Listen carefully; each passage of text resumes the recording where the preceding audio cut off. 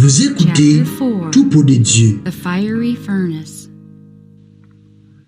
In the same year that Daniel and his companions entered the service of the king of Babylon, events occurred that severely tested the integrity of these youthful Hebrews and proved before an idolatrous nation the power and faithfulness of the God of Israel.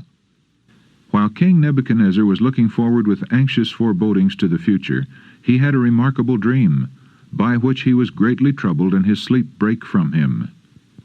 But although this vision of the night made a deep impression on his mind, he found it impossible to recall the particulars. He applied to his astrologers and magicians, and with promises of great wealth and honor commanded them to tell him his dream and its interpretation. But they said, "Tell thy servants the dream, and we will show the interpretation." The king knew that if they could really tell the interpretation, they could tell the dream as well. The Lord had, in his providence, given Nebuchadnezzar this dream and had caused the particulars to be forgotten, while the fearful impression was left upon his mind, in order to expose the pretensions of the wise men of Babylon. The monarch was very angry, and threatened that they should all be slain if, in a given time, the dream was not made known. Daniel and his companions were to perish with the false prophets. But taking his life in his hand, Daniel ventures to enter the presence of the king, begging that time may be granted that he may show the dream and the interpretation. To this request the monarch accedes. And now Daniel gathers his 3 companions, and together they take the matter before God, seeking for wisdom from the source of light and knowledge. Although they were in the king's court, surrounded with temptation, they did not forget their responsibility to God. They were strong in the consciousness that his providence had placed them where they were, that they were doing his work, meeting the demands of truth and duty. They had confidence toward God. They had turned to him for strength when in perplexity and danger, and he had been to them an ever-present help. The secret revealed. The servants of God did not plead with him in vain. They had honored him, and in the hour of trial he honored them. The secret was revealed to Daniel, and he hastened to request an interview with the king. The Jewish captive stands before the monarch of the most powerful empire the sun has ever shone upon. The king is in great distress amid all his riches and glory, but the youthful exile is peaceful and happy in his God. Now, if ever, is the time for Daniel to exalt himself, to make prominent his own goodness and superior wisdom. But his first effort is to disclaim all honor for himself and to exalt God as the source of wisdom. The secret which the king hath demanded cannot the wise men, the astrologers, the magicians, the soothsayers show unto the king. But there is a God in heaven that revealeth secrets, and maketh known to the king Nebuchadnezzar what shall be in the latter days. The king listens with solemn attention as every particular of the dream is reproduced, and when the interpretation is faithfully given, he feels that he can rely upon it as a divine revelation. The solemn truths conveyed in this vision of the night made a deep impression on the sovereign's mind, and in humility and awe he fell down and worshipped, saying, "Of a truth it is, that your God is a God of gods, and a Lord of kings, and a revealer of secrets." The golden image. Light, directed from heaven, had been permitted to shine upon King Nebuchadnezzar, and for a little time he was influenced by the fear of God. But a few years of prosperity filled his heart with pride, and he forgot his acknowledgement of the living God. He resumed his idol worship with increased zeal and bigotry. From the treasures obtained in war, he made a golden image to represent the one that he had seen in his dream, setting it up in the plain of Dura, and commanding all the rulers and the people to worship it on pain of death. This statue was about 90 feet in height and 9 in breadth, and in the eyes of that idolatrous people it presented a most imposing and majestic appearance. A proclamation was issued calling upon all the officers of the kingdom to assemble at the dedication of the image, and at the sound of the musical instruments to bow down and worship it. Should any fail to do this, they were immediately to be cast into the midst of a burning fiery furnace. not fearing the king's wrath. The appointed day has come, and the vast company is assembled, when word is brought to the king that the 3 Hebrews whom he has set over the province of Babylon have refused to worship the image. These are Daniel's 3 companions, who had been called by the king Shadrach, Meshach, and Abednego. Full of rage, the monarch calls them before him, and pointing to the angry furnace, tells them the punishment that will be theirs if they refuse obedience to his will. In vain were the king's threats. He could not turn these noble men from their allegiance to the great ruler of nations. They had learned from the history of their fathers that disobedience to God is dishonor, disaster, and ruin. That the fear of the Lord is not only the beginning of wisdom, but the foundation of all true prosperity. They look with calmness upon the fiery furnace and the idolatrous throng. They have trusted in God, and he will not fail them now.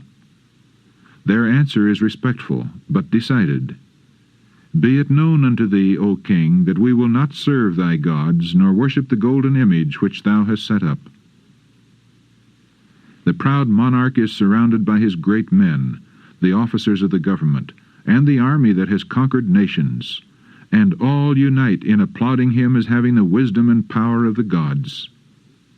In the midst of this imposing display stand the 3 youthful Hebrews, steadily persisting in their refusal to obey the king's decree.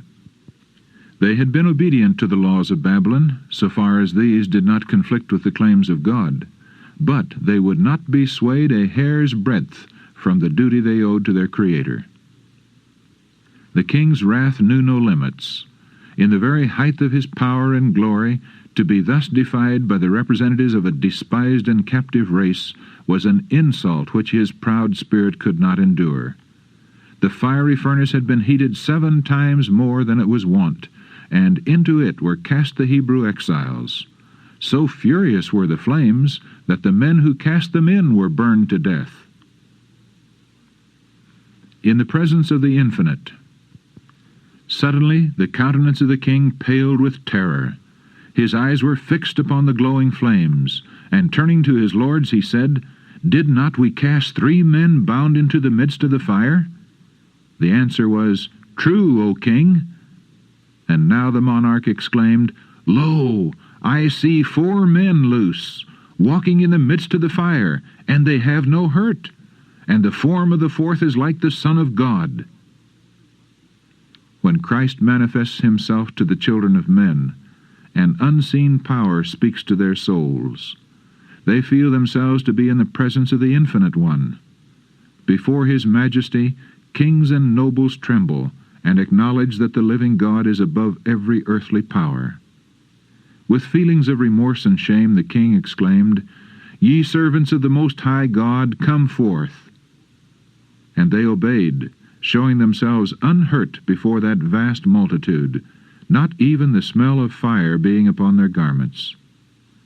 This miracle produced a striking change in the minds of the people. The great golden image set up with such display was forgotten.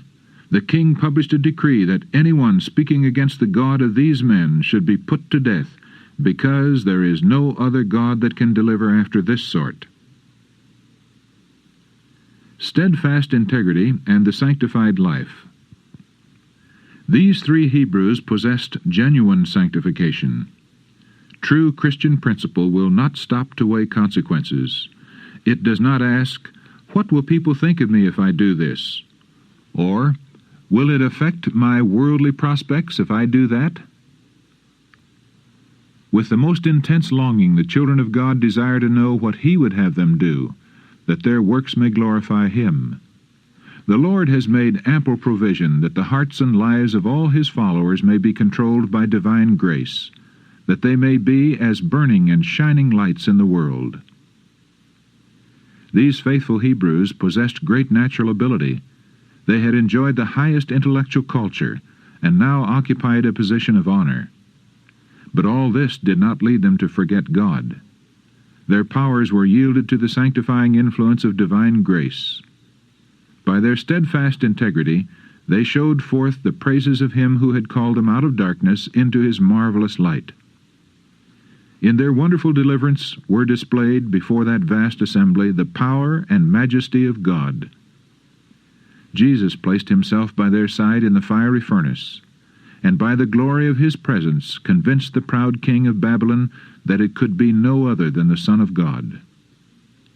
The light of heaven had been shining forth from Daniel and his companions until all their associates understood the faith which ennobled their lives and beautified their characters. By the deliverance of his faithful servants, the Lord declares that he will take his stand with the oppressed and overthrow all earthly powers that would trample upon the authority of the God of heaven. A lesson to the faint-hearted.